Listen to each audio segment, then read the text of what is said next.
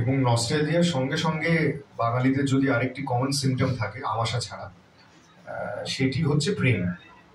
তো এই প্রেম নিয়ে গাদা গাদা সাহিত্য লেখা হয়েছে, কবিতা রচনা করা হয়েছে, এবং মানে আমরা যারা একটু কনসার্ট ফলো করি আমরা জানি অনুপম দাকে মানে মানে এই কিরকম অনুরোধের শিকার হতে হয় যখন অনুপম দা মঞ্চে উঠে গান গায়, যে অনুপম রায়ের প্রেমের গান।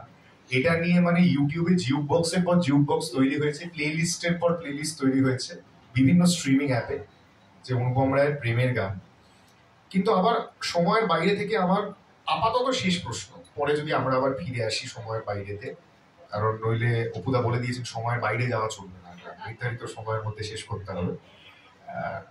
এইখানেও সময়ের বাইরেতেও প্রচন্ডভাবে প্রেম রয়েছে।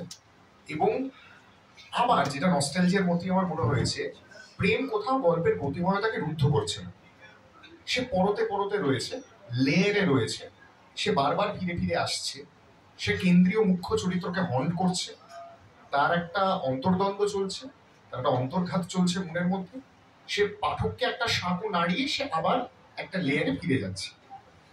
এবং যেটা আমার অপূর্ব লেগেছে অনুপম দা, যে প্রেমের সঙ্গে সঙ্গে আরেকটা জিনিস খুব অঙ্গাঙ্গি ভাবে জড়িয়ে রয়েছে এটার সঙ্গে, সেটা হচ্ছে যৌনতা। এটা খুব স্বাভাবিক একটা প্রবৃত্তি, যেটা তুমি একেবারেই মাস্ক করার চেষ্টা করোনি, যেটা সময়ের বাইরে আমার মনে হয় যারা পড়বেন তারা দেখবেন।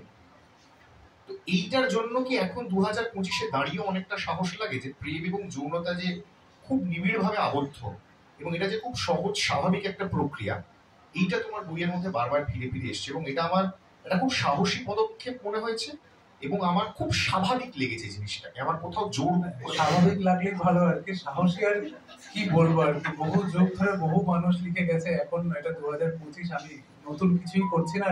এটা লেখা 2013-তে। একটা ছোট ট্রিভিয়া দিই, 2013 ছিল হচ্ছে সারদার কাণ্ডের বছর, চিটফান্ডের বছর। একের পর এক চিটফান্ড ধরা পড়ছে এবং বাংলা ছবির কাজ প্রায় বন্ধের অবস্থায়।